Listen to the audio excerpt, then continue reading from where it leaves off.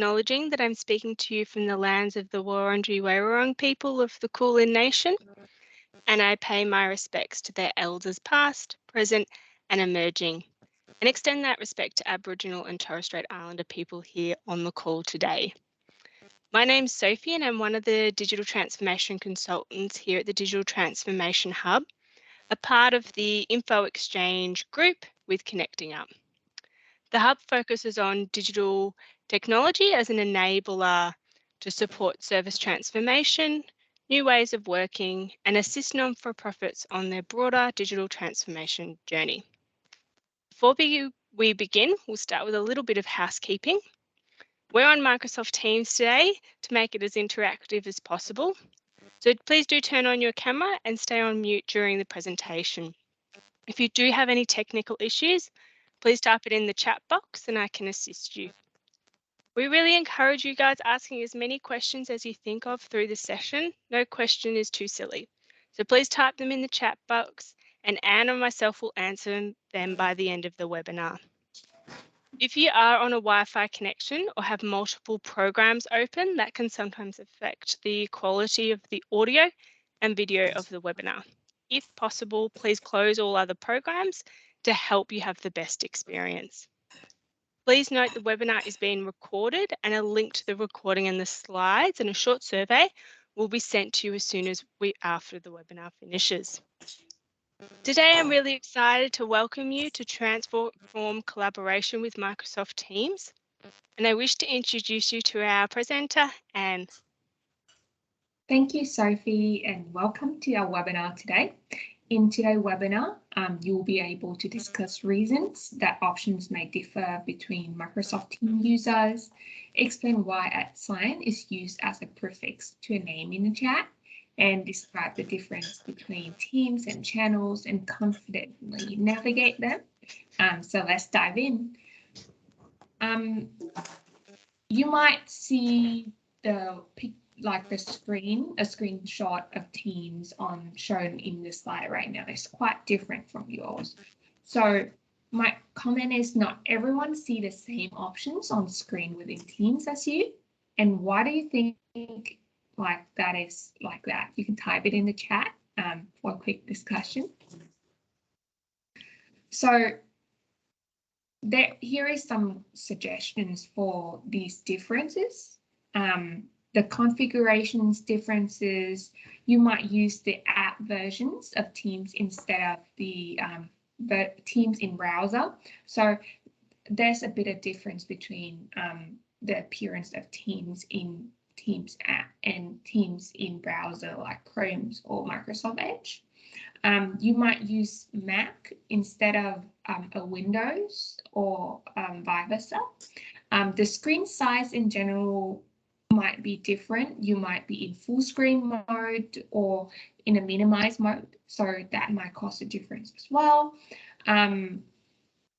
It might be because of the adjusted zoom setting, or you might use different Microsoft Teams versions from each other. So it might be a pre-release version or a late release version. So take that into account as well. And the different might be caused because of how you are using Teams as well. For example, on a laptop versus on iPhone versus on iPad or versus on other type of phone. So always check how you zoom your Teams app or Teams screen in the first instance. So under the window menu options, you can check that, or look under more actions, the 3 dots in the menu, to see if there are more options or features that are not shown on the screen, because maybe when your screen size, because of the screen size or how you are sizing or zooming your Teams screen, some features are hidden. They're not missing, but just being hide in that 3 dots. If you see the 3 dots next to the top right corner of the screen. So I'll just quickly show you why sometimes people have different things in Teams, you might find these features in one person's screen, but not in others. So those are quick tips for troubleshooting. Let's move on to chat. There are two chat options within Teams, one-on-one or in a group. Using the chat icon, you can find the chat icon in this, on the top left corner of the screen, as shown on screen right now. If you chat one-on-one with other persons, you can directly chat with them. While if you want to chat in a group, it might either be you add multiple people in a chat together, or like chatting in a webinar or a meeting like what we are doing right now.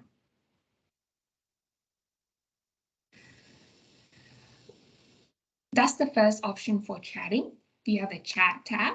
You can also chat via the Teams channels post tab as well. So if you navigate to any Teams and then you go to post tab, you can chat with other people via that tab as well. These are some helpful tips. Use the @ sign to direct your message at someone specific when in a group chat, or using the chat features in the Teams channel, like you do on Facebook messages or other social media apps as well. Like, for example, I want to talk to Sophie, so I put an @ sign here and then type her name, so I can directly ping her that, oh, Sophie, I want to talk to you in this chat. The next tip is use Shift-Enter. Shift-Enter will put the cursor on a new line in the chat. So you do not need to send separate chat. You can send them all in one block. Another useful tip is you use the search feature in Teams. The search features will help you search for a person or keyword. So this search box I'm pointing on screen right now, you can use a search box to search for anything you'd like to find in Teams. So if you have a chance to use Teams before, which of these options do you use more frequently? Let us know via chat, and then we can discuss more within the Q&A sessions. We've talked quickly about chats and then how you can communicate with each other through chatting. So now I'll give you a quick introduction to Teams and channels. Microsoft Teams has both Teams and channels. Have any one of you used Teams or channel before, or you just joined Teams for meeting and calls? If you have to use Teams or channels before, I hope you figure out their difference. So Teams are a collection of people, content, and tools surrounding different projects and outcomes within your MFP. A team is designed to bring together a group of people who work closely to get things done. And that team can be dynamic for project-based work as well as ongoing to reflect the internal structure of your NFP. For example, department, locations, conversations, files, and notes across team channels are only visible to members of the team. So if you look at the screen right now, team is the first line that are highlighted red. So we created a template team called DT Hub Webinar Collaboration Space. So what are channels? Channels are dedicated sections within a team to keep conversations organized by specific topics, project disciplines. So it's whatever works for you, your NFP, honestly. Channels are places where conversations happen and where the work actually gets done. Channels can be open to all team members, like standard channels, or if needed, it can be private. So with private channel, you can limit communication to a certain people within a team. Whenever you create a team, it will give you a general channel by default. That general channel can be accessed by everyone having permissions to your teams. Same with other channels that are created as standard channels. But if it's a private channel, which is created to limit the number of people or the group of people that can see the content in it, you will find a lock sign next to its name. And it's only visible to whoever had permissions to that private channel.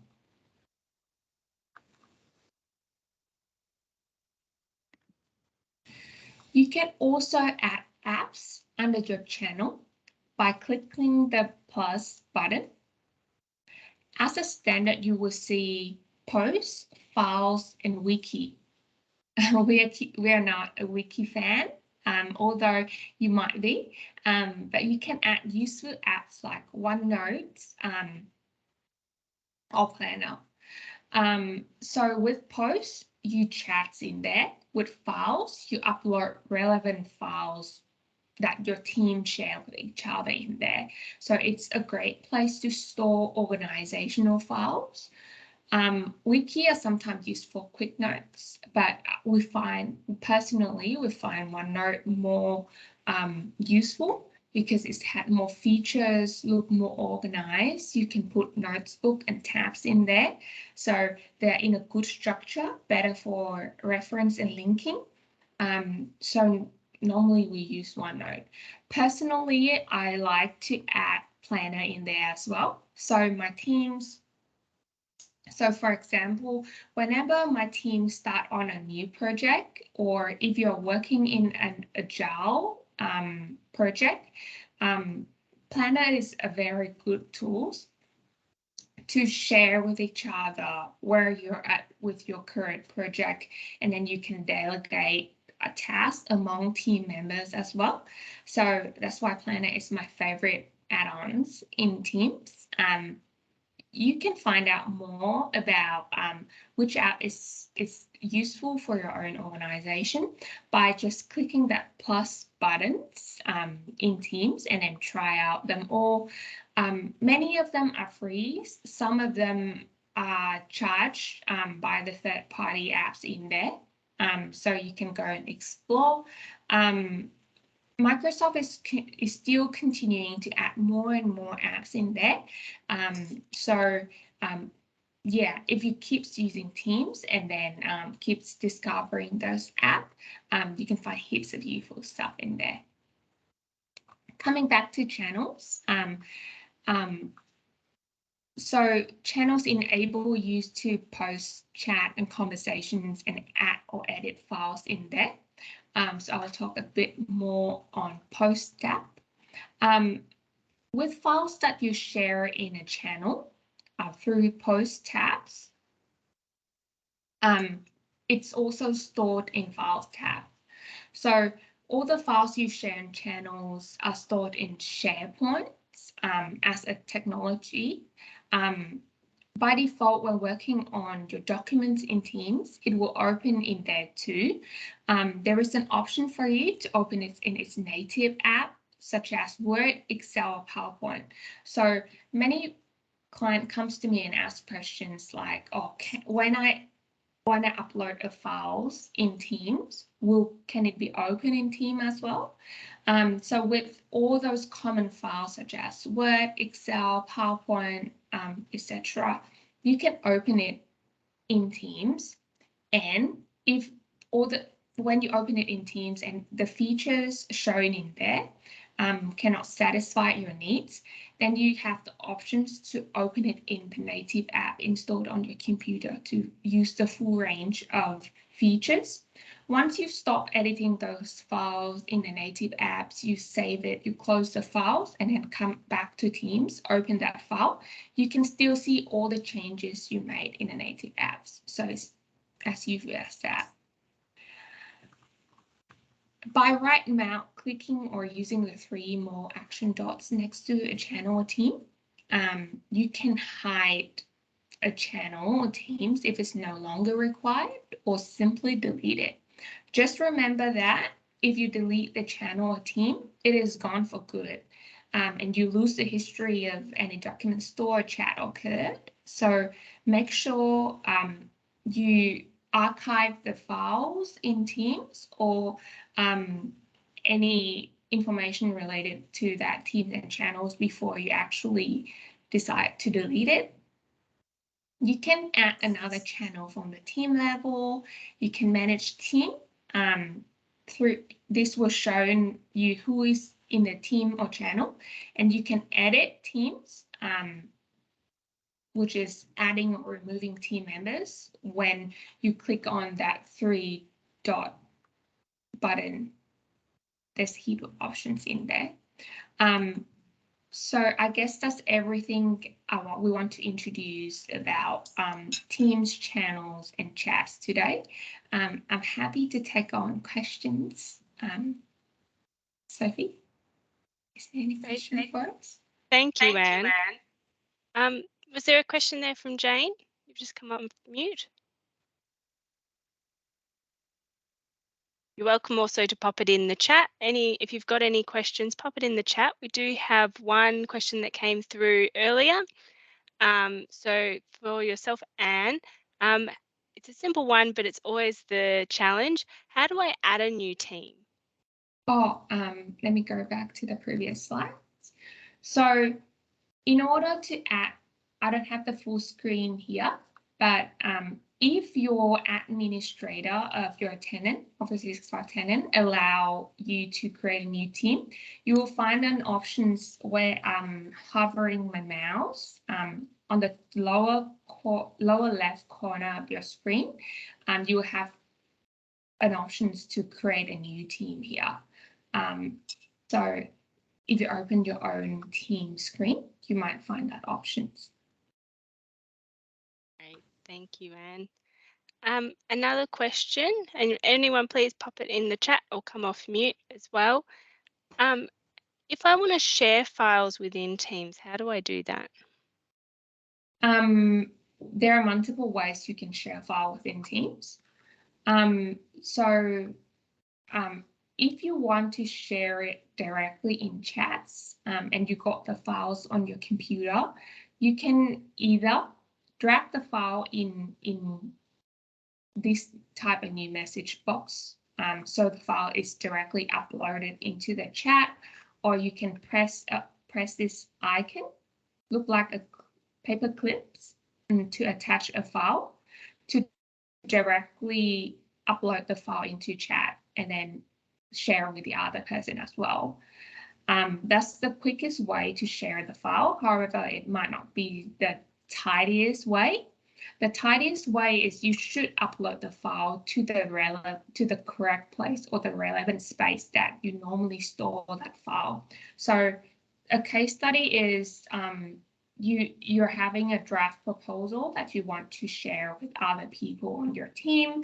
You know that proposal needs to be accessed by everyone in the team. So you go to the team space that you normally store the file, go to the file tabs, upload it to the right folder in there, and then right click on the files to copy link or share the file.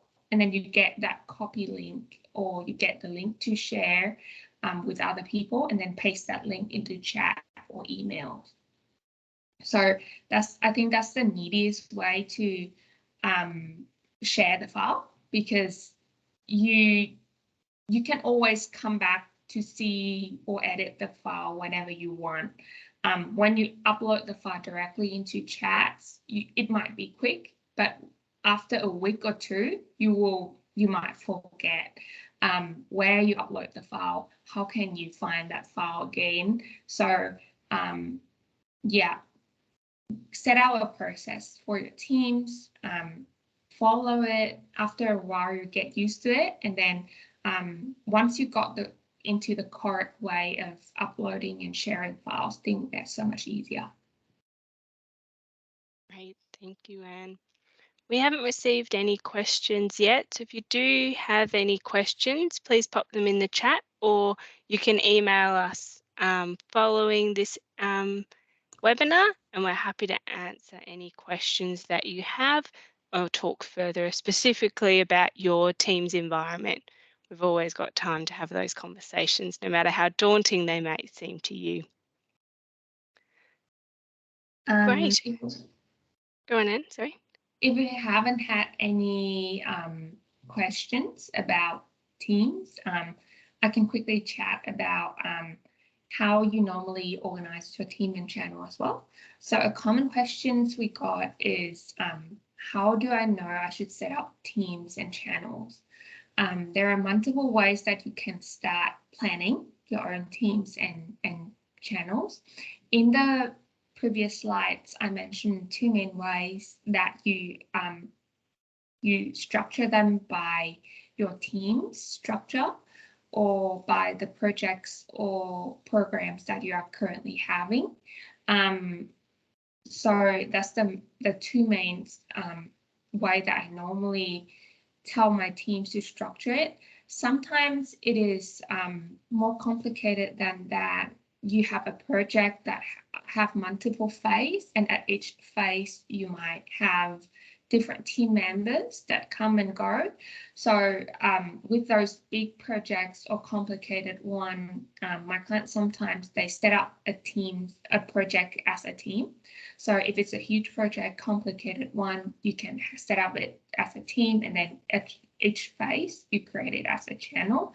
So team is flexible in that way that you can change how you want to view it. Not just a fixed team structure that you need to follow. So that's another tips that we want to share. Great. Thank you, Anne. Or maybe we might finish it just a touch early and give you the rest of your afternoon back to you. Thank you for joining us today to talk about Microsoft Teams. We do have some up and coming webinars focused on Teams and cybersecurity. So I'll just pop them in the chat and you're welcome to go have a little bit of a look at them and continue on in your digital transformation journey. Thank you, everyone.